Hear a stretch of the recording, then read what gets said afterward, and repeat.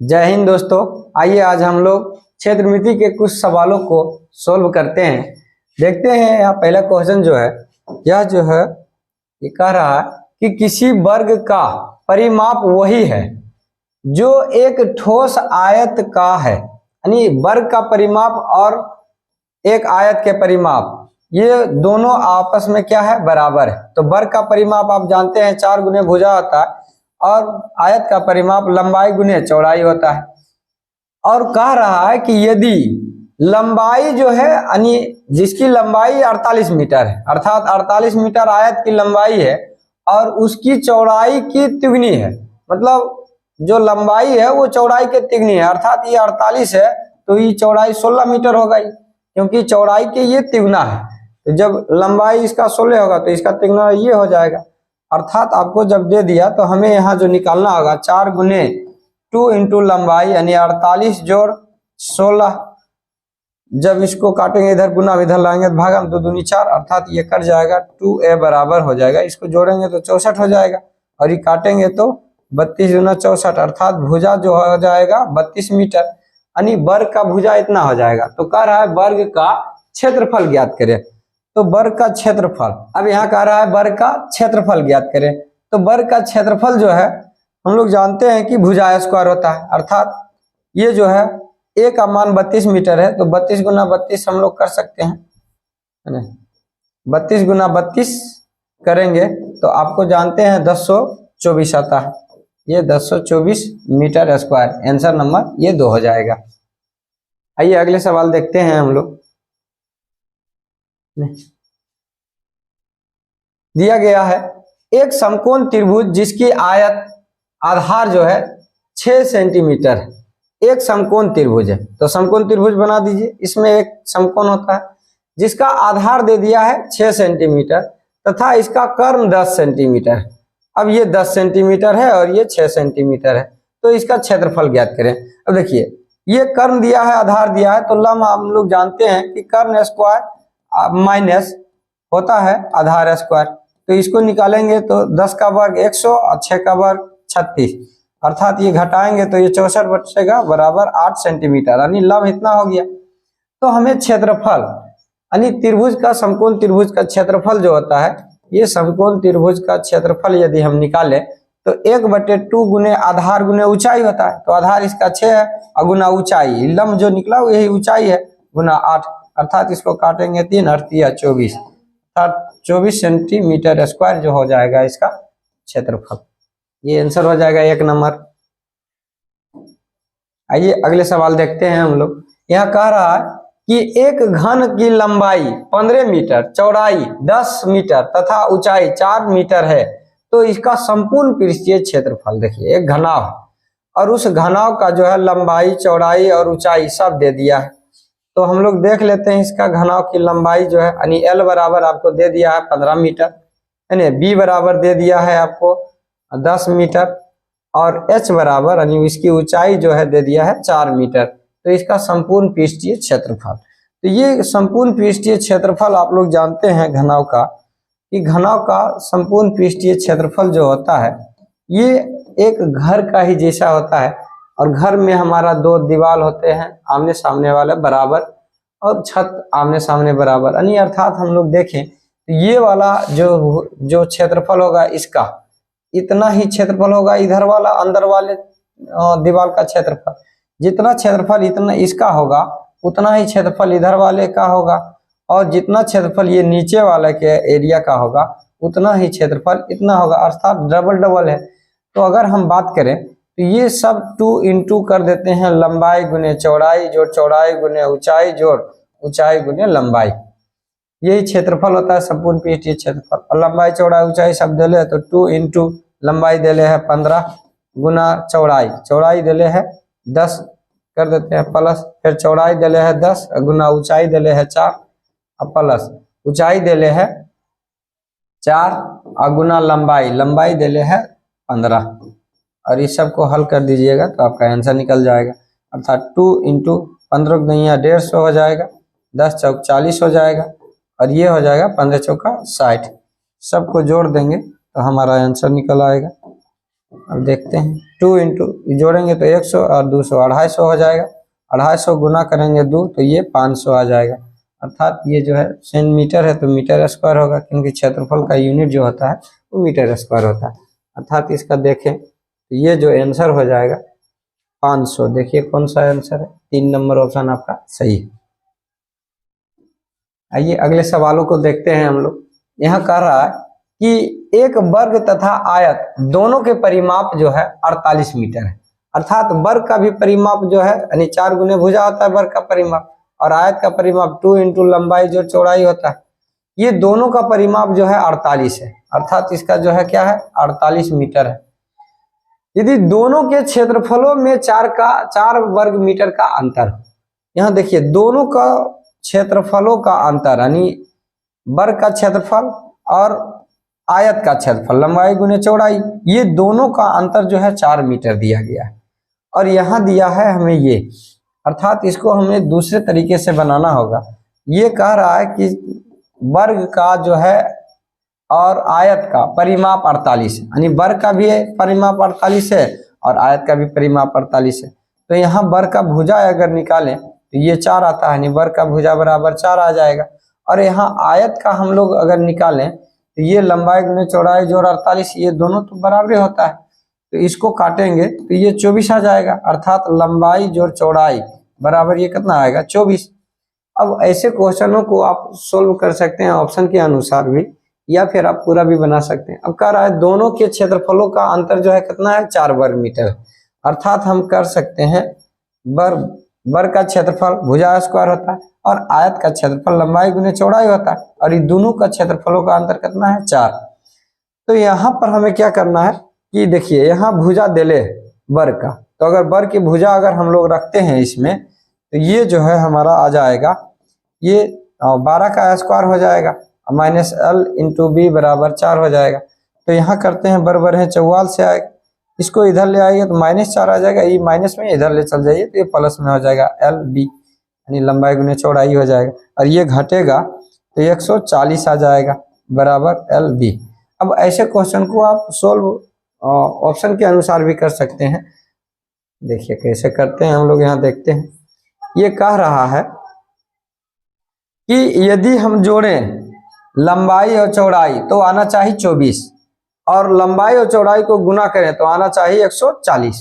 तो इसमें कह रहा है हमें कि आयत का माप ज्ञात करें जो है वो मीटर में होगा, यानी माप मतलब लंबाई और चौड़ाई ज्ञात करना।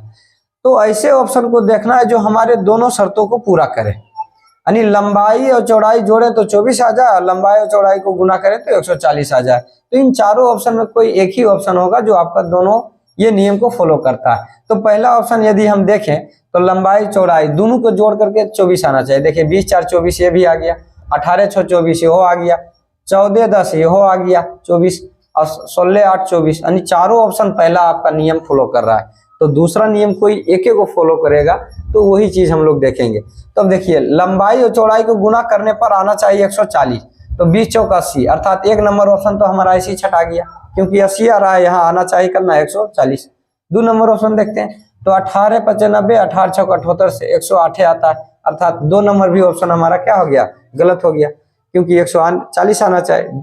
तीसरा नंबर ऑप्शन देखता है 14 दहिया 4 से, अर्थात 140 आ गया। इसका मतलब दोनों गुना करते हैं तो 140। अब यही एगो ऑप्शन होगा, ये गुना की जगह नहीं आएगा, ऐसे गुना कर लीजिए 16 8 28 से आता है, हमको लाना है 140 से, ये भी नहीं होगा। इसका मतलब 3 नंबर ऑप्शन हमारा सही होगा। आप ऑप्शन से बहुत सारे सवालों को भी बना सकते हैं। घनाव का आयतन एक घन के आयतन का दुगना है, यानी एक जो घनाव है और वो घन है, ये घनाव का आयतन जो है घन के आयतन के दुगना है।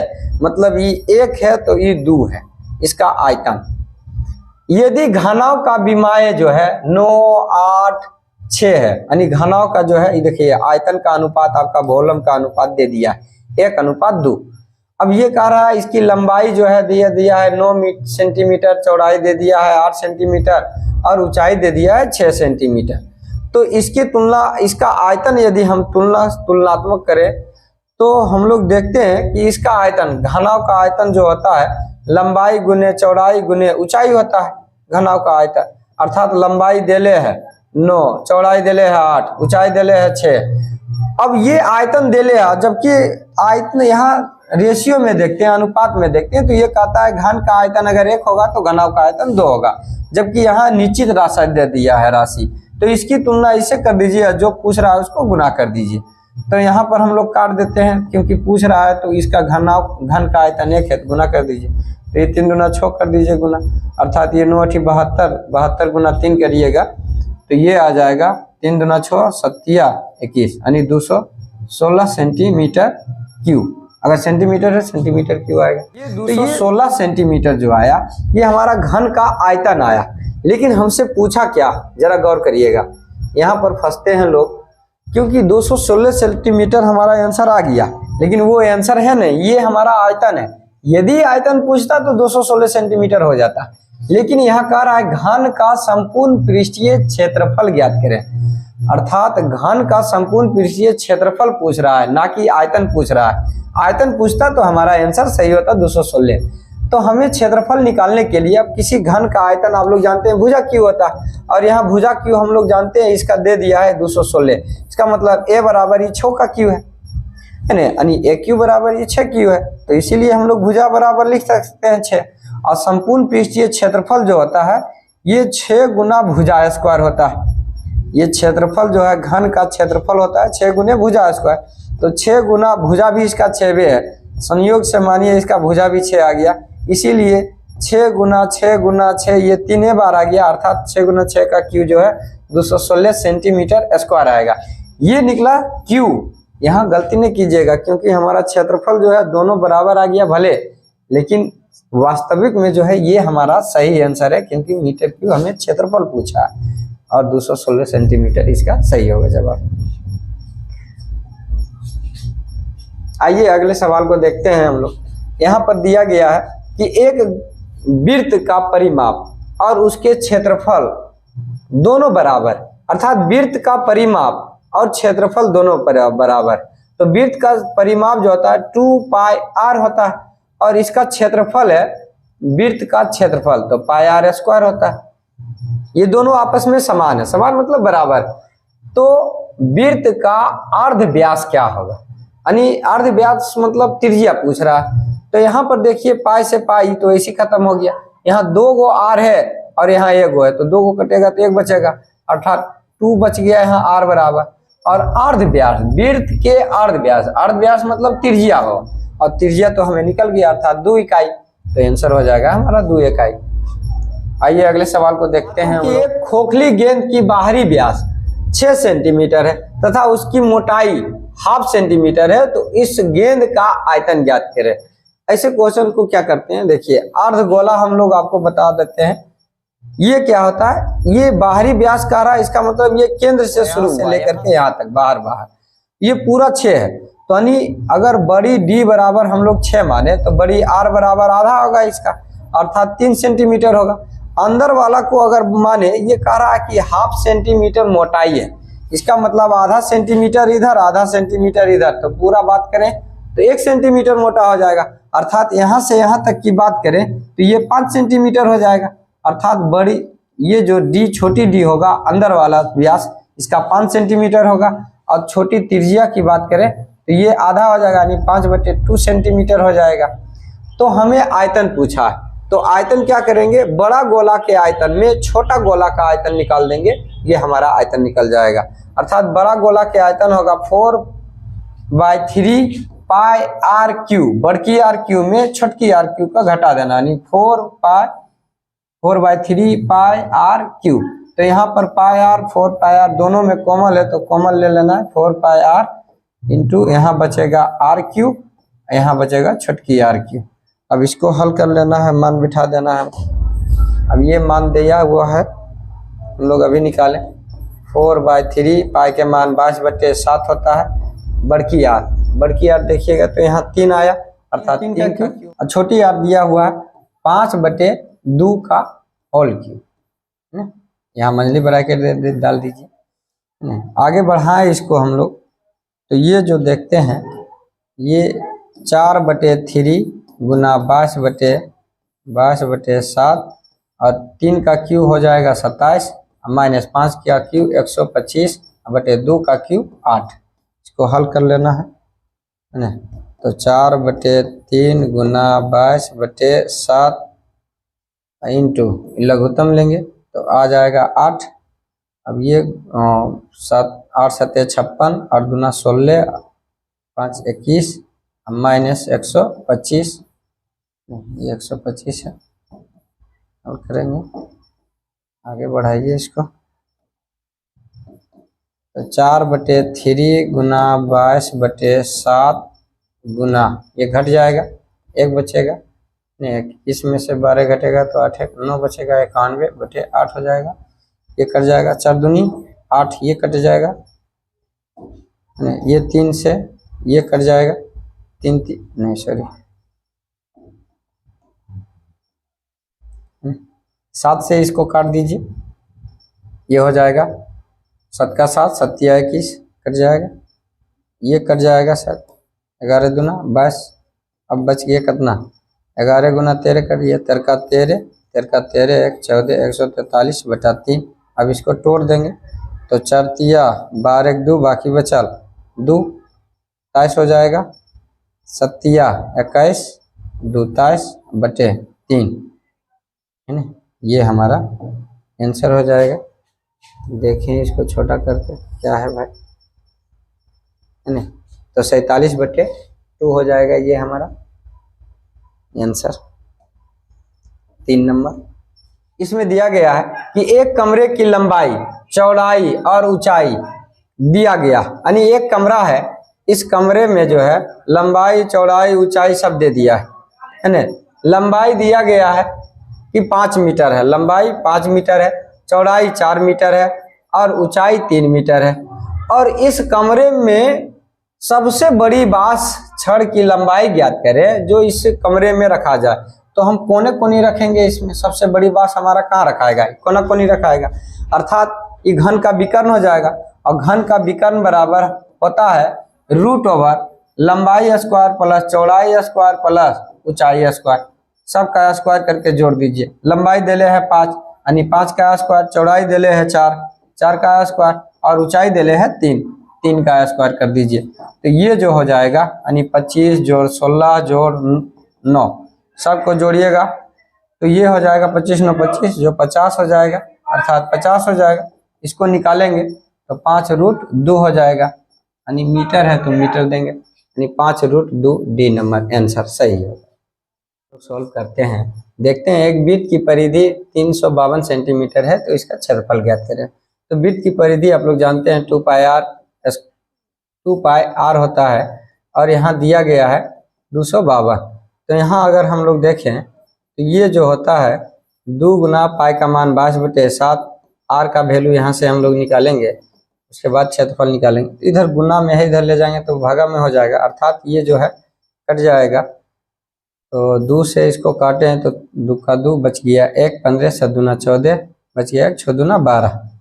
और यहाँ 11 से काटे हैं तो 11 दूना 22, 11 का 11, 11 से 66 और ये 8 दूना 16, यानी 8 बार में कट जाएगा। और इधर गुना करेंगे तो अर्थात ये हो जाएगा 8 7 56, यानी आर बराबर जो है क्षेत्रफल क्या होगा, अर्थात वृत्त का क्षेत्रफल आप लोग जानते हैं πr² होता है।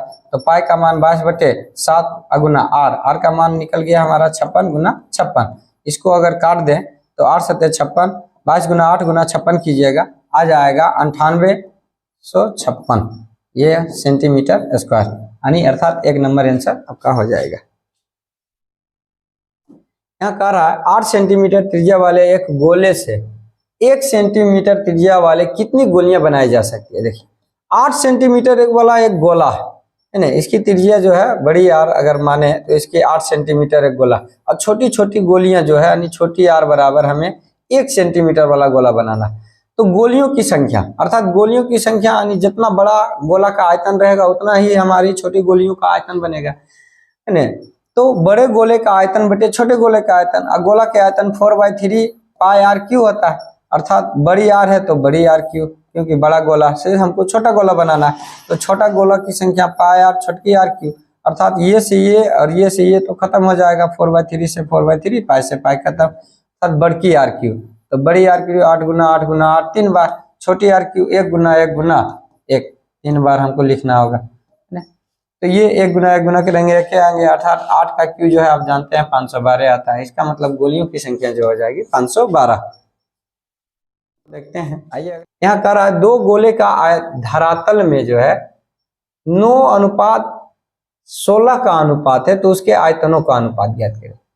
ये देखिए धरातलों का अनुपात मतलब उसका क्षेत्रफल का अनुपात दिया गया है, अर्थात गोला का क्षेत्रफल जो होता है 4πr² होता है।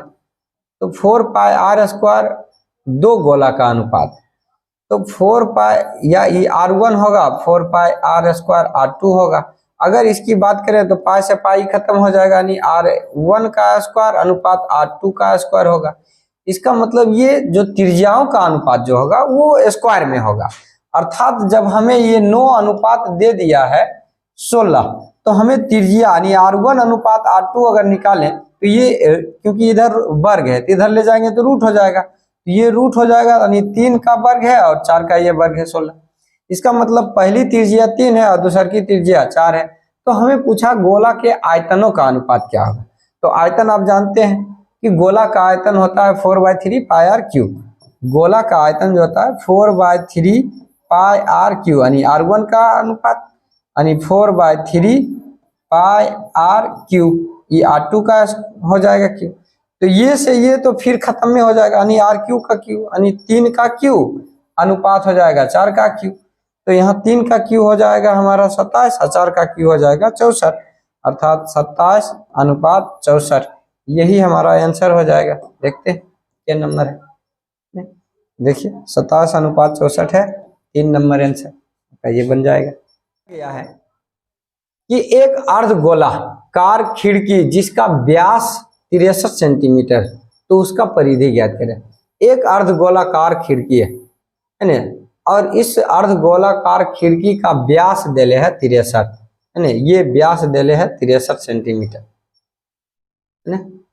तो इसकी परिधि क्या होगा, यानी इसकी परिधि ये चारों बगल घूमना है, तो यानी वृत्त के ये परिधि एक वृत्ते हुआ, तो 63 है इसकी व्यास, तो त्रिज्या हमारी हो जाएगा 63/2 सेंटीमीटर, अर्थात वृत्त के परिधि होता है 2πr। तो 2π के मान 22/7, r का वैल्यू अभी 63/2, 7 9 7 63, ईदू से ईदू खत्म, 9 से गुना कर दो, 9 दूना 18, 9 दूना 18 अरे 19, यानी 198 सेंटीमीटर आंसर हो जाएगा। दो लंबवृत्तीय शंकु की ऊंचाई में 1:2 का अनुपात, यानी ऊंचाइयों का अनुपात h1 अनुपात h2 दे दिया है, 1:2 है, तथा उसके आधारों के परिधियों में 3:4 का अनुपात, यानी आधार का परिधि, परिधि मतलब शंकु πr होता है, तो इसका भी 2πr होगा। तो अर्थात हम जानते हैं ये पहला वृत्त है, ये दूसरा शंकु है, तो ये r2 लगा देना है, यानी पहला वृत्त के r1 दूसरा का वृत्त के r2, तो 2π से 2π तो खत्म में हो गया, तो इसकी परिधि क्या हो गया, यानी त्रिज्याओं का अनुपात हो गया, अर्थात जो है r1 अनुपात r2 जो हो गया वो हो गया आपका 3:4 है ना, और ऊंचाई का अनुपात दे दिया है 1:2। तो कह रहा है इसके आयतनों में अनुपात क्या होगा, यानी पहले 1/3 πr² h, तो ये पहली शंकु है तो पहली 1 लगाएंगे, उसी तरह से दूसर का शंकु का आयतन 1/3 πr² h होगा, यानी ये दूसर का है तो दूसर का लग जाएगा, अर्थात जब हम यहाँ देखें तो ये 1/3 π 1/3 π तो खत्म हो जाएगा, यानी r1 का स्क्वायर, तो r1 3 है तो यानी 3 का स्क्वायर अगुना h1 तो 1 है, अनुपात यहाँ पर जो है r2 4 है, यानी 4 का स्क्वायर और गुना h2 जो है 2 है, तो ये हमारा हो जाएगा, अर्थात 2 का ये 3 9 अनुपात ये 4 चौक 16 और 16 दूना 32, अर्थात 9:32 हो जाएगा। ये 3 नंबर सही जवाब हो जाएगा। आइए अगले क्वेश्चन को देखते हैं। कह रहा है एक 56 सेंटीमीटर व्यास वाले अर्धवृत्त का परिमाप क्या होगा। देखिए 56 सेंटीमीटर वाले अर्धव्यास, इसका व्यास दिया हुआ है 56 सेंटीमीटर, तो इसकी त्रिज्या कितना होगा 28 सेंटीमीटर, आधी होती है क्योंकि व्यास की आधी त्रिज्या होती है। अब ऐसे क्वेश्चन में क्या गलती करते हैं कि अर्धवृत्त का परिमाप, जब वृत्त का परिमाप हम लोग निकालते हैं तो ये पूरा निकालते हैं, अब वृत्त का परिमाप जो होता है वो 2πr होता है, तो हमें आधा वृत्त निकालना है, आधा, तो तो आधा जब निकालते हैं तो ये मिटा देते हैं इतना, तो ये इतना दूरी का अर्ध परिमाप, यानी आधा इसका किए तो इतना दूरी निकला, तो अर्ध परिमाप ये व्यास के साथ बनता है, अर्थात परिमाप चारों तरफ घूरने वाले को परिमाप कहा जाता है। तो ये जो है इतना दूरी का तो परिमाप हमें ये निकल गया, लेकिन ये इतना दूरी हमारा क्या है, व्यास, अर्थात इसमें परिमाप में हमें व्यास जोड़ना होगा तब सही होगा, अन्यथा आपका गलत होगा। तो यहाँ पर हल करें तो ये कट जाएगा। पाई का वैल्यू आप जानते हैं 22/7 होता है। आर का वैल्यू दिया गया है यहाँ पर 28 सेंटीमीटर, और डी का वैल्यू यानी व्यास दिया हुआ है 56। सबको हल कर लीजिए, आंसर आपका आ जाएगा, है ना। तो यहाँ पर हम लोग देखें तो 8 7 चौक 28, ये गुना कर देंगे 8 8 और जोड़ 56, इसको जोड़ेंगे 8 6 14 4, बाकी बचा 1, है ना। 8 5 13 और 1 14, यानी 144 हो जाएगा। तो यहाँ पर देखते हैं ऑप्शन कौन सा है। तो ये देखिए 1 नंबर आपका ऑप्शन सही जवाब। तो यहाँ कह रहा है एक घन संपूर्ण पृष्ठीय क्षेत्रफल, यानी एक घन का जो है संपूर्ण पृष्ठीय क्षेत्रफल, आप जानते हैं घन का संपूर्ण पृष्ठीय क्षेत्रफल जो होता है 6 गुने भुजा स्क्वायर, और ये दे दिया है 226, अर्थात इसको काटें तो 6 6 6 दूनी 12 6 6, और ये स्क्वायर है इधर ले जाएंगे तो √121 हो जाएगा, अर्थात ये जो आएगा 11 का वर्ग, यानी भुजा हमें निकल गया है। अब भुजा निकल गया तो इसका आयतन क्या होगा, तो घन का आयतन आप लोग जानते हैं भुजा क्यू होता है, अर्थात a का क्यू हो जाएगा, और a का क्यू मतलब 11 का क्यू, यानी 11 गुना 11 गुना 11, और आप लोग जानते हैं 11 गुना 11 करते हैं तो 13 31 आता है, अर्थात ये 2 नंबर ऑप्शन सही जवाब। ये घन मीटर होगा, मीटर है तो मीटर क्यू हो जाएगा, है ना। 2 नंबर ऑप्शन सही जवाब हो जाएगा। आइए अगले सवाल को हम लोग देखते हैं। ये कह रहा है किसी समबाहु त्रिभुज का क्षेत्रफल 400√3 वर्ग मीटर है, तो इसका परिमाप क्या है। देखिए समबाहु त्रिभुज और इसका क्षेत्रफल दे ले, और समबाहु त्रिभुज का क्षेत्रफल जानते हैं कि हाँ ये जो होता है √3, समबाहु त्रिभुज का क्षेत्रफल √3/4 गुने भुजा स्क्वायर होता है, और क्षेत्रफल यहाँ दे दिया है 400√3 बराबर √3/4 गुने भुजा स्क्वायर। तो ये √3 से √3 कट जाएगा, इधर लाएंगे तो 400 की ये 16 हो जाएगा, अर्थात 1600 स्क्वायर हो जाएगा। तो ये भुजा निकालते हैं तो ये 4 का वर्ग और 2 0 के बदले 1, यानी 40 यहाँ मीटर है, तो ये मीटर हो जाएगा। अब हमें समबाहु त्रिभुज का परिमाप निकाला, तो समबाहु त्रिभुज का एक भुजा जब हमें निकल गया 40, तो समबाहु है तो तीनों भुजा बराबर होगा, अर्थात 40 40 40 जोड़ देंगे तो हमारा आ जाएगा 120 मीटर। यही हमारा आंसर हो जाएगा 1 नंबर। आइए अगले सवाल को देखते हैं। ये कह रहा है 2 घनों का आयतनों का अनुपात दिया है। देखिए घन का आयतनों का अनुपात दे दिया है 8:1, यानी पहला घन का आयतन भुजा क्यू, यानी दूसर का घन का आयतन, ये पहला घन ये दूसर का घन का आयतनों का अनुपात। तो भुजाओं का अनुपात हमारा क्या होगा, क्योंकि यहाँ क्यू है तो ये भी क्यू होगा, तो ये जो होगा 2 का क्यू है और ये 1 का क्यू है, अर्थात भुजाओं का अनुपात 2:1 होगा। तो इस अब कह रहा है इनके कोरों की अनुपात क्या ले, वही पूछिए रहा है 2:1 आंसर। कि 2 बेलनाकार बर्तन समान मात्रा में पानी रखते हैं, यानी समान मात्रा में पानी रखते हैं, इसका मतलब दोनों बेलन का आयतन क्या होगा, समान होगा। और बेलन का आयतन क्या होता है, πr² होता है। तो ये पहला है तो पहला लगा दीजिए, और दोनों के बराबर है तो इसका मतलब सब बराबर होगा, तो ये πr²H2 होगा, अर्थात पाई से पाई कटेगा तो r² H1 हो जाएगा। इसका हम लोग देखें, और कह रहा है यदि उनके व्यास का अनुपात 2:3 है। देखिए उनके व्यास दिया गया, यानी एगो के व्यास है 2:3, इसका डी जो दिया गया है 2:3 के अनुपात, ये डी दे ले d1 d2 है ना, d1 d2, तो इसकी त्रिज्या क्या हो जाएगा 2/2, इसकी भी त्रिज्या हो जाएगी, आधी होती है तो 3/2 हो जाएगा, अर्थात ये कट जाएगा तो 1/2, यानी इसकी त्रिज्या 1:3/2। अगर ये गुना कर दें हमारा तो ये हो जाएगा है ना 2:3, यानी R1:R2 जो हो जाएगा वो 2:3 के रूप में हो जाएगा। और जबकि इसकी कह रहा है बेलन के समान मात्रा में पानी रखती है तो ऊंचाई का अनुपात क्या होगा। तो हमें ऊंचाई का अनुपात निकालना है। तो यहाँ R1 दे दिया है, R1 कितना आ गया, यहाँ देखिए 2, यानी R1 2 का स्क्वायर और ये गुना है H1 रखे, यहाँ पर R2 कितना है 3, तो 3 का स्क्वायर हो जाएगा गुना H2। तो अब हमें लाना है इधर, इसको ले जाना है उधर, तो ये H1 बटे H2 हो जाएगा बराबर, ये 3 तिहाई 9 और 2 दूनी 4, अर्थात H1 अनुपात 9 अनुपात ये 4 आ जाएगा। ऑप्शन नंबर ये।